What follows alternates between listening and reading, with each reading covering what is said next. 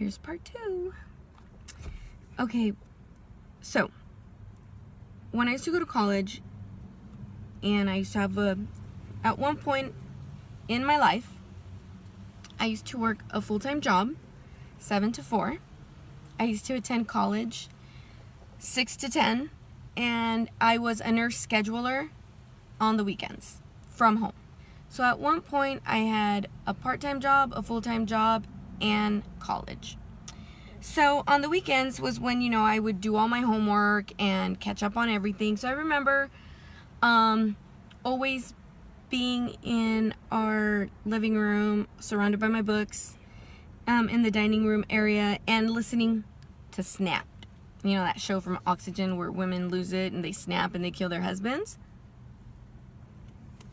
And I remember always thinking, like, geez, don't these women believe in divorce? Like, it's so easy to just file for divorce.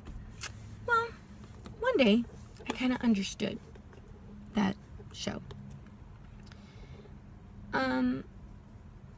I was at work, and he decides to call me, right before I was going to get off work. He decides to call me and just rip me a new asshole. Just completely. Just belittling me. It was so disgusting. Like, the things he was saying. Like, just imagine the person you respect the least, the person you hate the most, and it's a complete stranger. Like, how would you talk to that person? Yeah, it's not going to be very nice. I don't even remember what the conversation was, because to be honest with you, I drew a blank. I just remember that I saw the time and I was like, yes, 4:30. I remember I wanted to yell at him so much, and I could feel my blood boiling. I could feel anxiety. I could feel a panic attack. And I was like, this is it.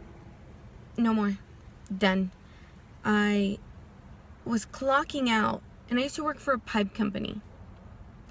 And I remember as I was clocking out, I saw this pipe. I wish I could put my phone down so I could show you how big it was. Starting here to like here. Copper pipe. It's like maybe that thick around. I grabbed it. I got in my car, sat it on my passenger seat, and I would look at it, and that pipe was my freedom. I remember jumping on the freeway. Normally I would take side streets because I didn't work that far from home, but this time I needed to get there fast because I knew he was home alone. The kids weren't home from school, and one of them was at work. It's gonna be a hard one. I remember thinking to myself, Nomi, you're never gonna go to the gym again, but it's okay. Nomi, you're not ever gonna buy anything else, clothes, shoes, but it's okay. It's okay, Nomi, it's okay. It's okay, because when we get home, we're gonna end this. You're gonna kill him, and it's okay. It's okay. It's okay. Like, to me, my logic was telling me it was okay. My heart was telling me it was okay. Nomi, you're never gonna see your kids, but it's okay. It's okay. Your kids will never forgive you for what you're about to do, but it's okay, because you're gonna get yourself out of this. You're gonna get yourself out of this. You're gonna go to jail. You're gonna probably be someone's bitch, because I'm little. I'm like 4'11", 117 pounds, You're gonna be someone's bitch, and it's okay. It's okay. I mean, I'm already someone's bitch at home. You're gonna spend the rest of your life in jail. But spending the rest of your life in jail is so much better than this hell that you're in. So it's okay. You're gonna go home, and you're gonna beat the life out of him. And it's okay. In my brain, I was like, I'm gonna go home, I'm gonna beat him, and then I'm gonna call the cops and tell them what happened, and I can explain it to my children later. I can explain it to my parents later. I get home, and again, like I said, to me, he was the biggest pussy that ever lived. He knew that I was pissed, so he left. Of course he left. Why would he be home? He left. So I took out my anger on the walls. Comedy. That big of a pipe makes like a C dent in a wall. It doesn't make a hole. It doesn't do anything. It just makes like a little, especially the angle that you hit it, it's just a little C. So every wall in my house was now dead because I beat the shit out of it. I was sitting on the couch bawling my ass out with the pipe next to me, and I could hear a camera phone, and it's him. He got home, and he was like, oh, what a crazy little bitch you are. Look at you. What did you think? That you were gonna get to me? Oh my God, look at you. You're crazy. Like, you're nothing. I own you. I owned your mind. I owned your emotions. I control you. Look at you. What you think you were gonna do? You couldn't even make a hole in a wall. Here you think you're gonna overpower me? And he's taking pictures of me like this, just bawling. Then I saw him go into the shed, and he got like a little bit of newspaper and some of that net, you know, to cover and patch holes. So that's what he did. You know, he's cutting newspaper and kind of patching, you know, smoothing it out, you know, that little net, all the holes in the wall, without saying a word to me. The next day, he put the little putty over the net and the newspaper.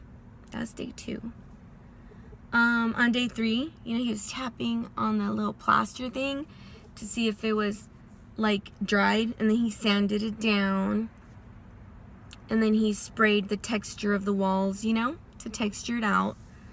That was day 3. On day 4, I saw him paint the walls, and they looked brand new, like nothing was there. And I thought to myself, wow, it took this guy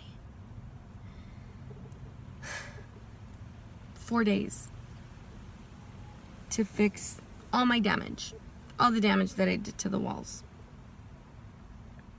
But he has yet to spend 5 minutes to fix me, to fix us. After that, it was just like, then I thought to myself, I can't kill him, obviously, because I snapped out of that real quick. Then I was at work, and I was just having like so much anxiety, so much anxiety, and I was like, this is it. I couldn't kill him. Now I'm gonna kill me. So I called my doctor, and I called mental health because I had gone through some sessions when I was heartbroken, when I found out about all the cheating, you know, oh my God, it was my fault, blah, blah, blah. Luckily, I still had that number, so I called her, and I told her my thoughts, and she said, you need to either call an ambulance or go to Kaiser immediately. I will be there. And I did. But, of course, she called my emergency contact on file, which was him. So I'm driving to Kaiser. I get to Kaiser. Who's outside with the little smile? My ex-husband. And every time he would get near me, I would start shaking and my blood pressure would drop to where I would get clammy and I would want to pass out. Like, my breathing would get shallow. Like, now I'm not emotionally sick. Like, now I'm physically sick. At one point, he comes to me and he holds me and I get nauseous. And I start, like, gagging and I start spitting up, like, foam. So I'm in a wheelchair. They're wheeling me in. You know, she does the whole, oh, she's 5150. They put me in the back. I tell them that I'm having palpitations, that I can't breathe. They do a cardio, CAT scan, cardio, EKG, I'm sorry. And my blood pressure's like this. Funny thing now, because I was hooked up to a monitor, when he would walk in the room, it would do this, and they would have to come and remove him, to where he was actually asked to leave, because they were like, you know, we don't know what's going on, and we don't know, but it seems that you are affecting her. So, pieces. So he had to leave, and, you know, my son had to pick me up, and they put me on Xanax, and they, I moved my stuff into my daughter's room, and I would share a room with her, and we're almost to where I have the money saved up and leave my deposit at home, but I have to go. I love you guys, and thank you so much for listening, and I am so blessed that he was not home, because he wasn't worth it. He's still not worth it. Nobody's worth hurting your freedom, your name, your character, you know. And I'm so blessed that he was such a pussy and left, because who knows where I'd be right now. Who knows, you know. But anyways, I love you guys. Thanks so much for listening. Thank you so much for being part of my journey. Bye. Adios.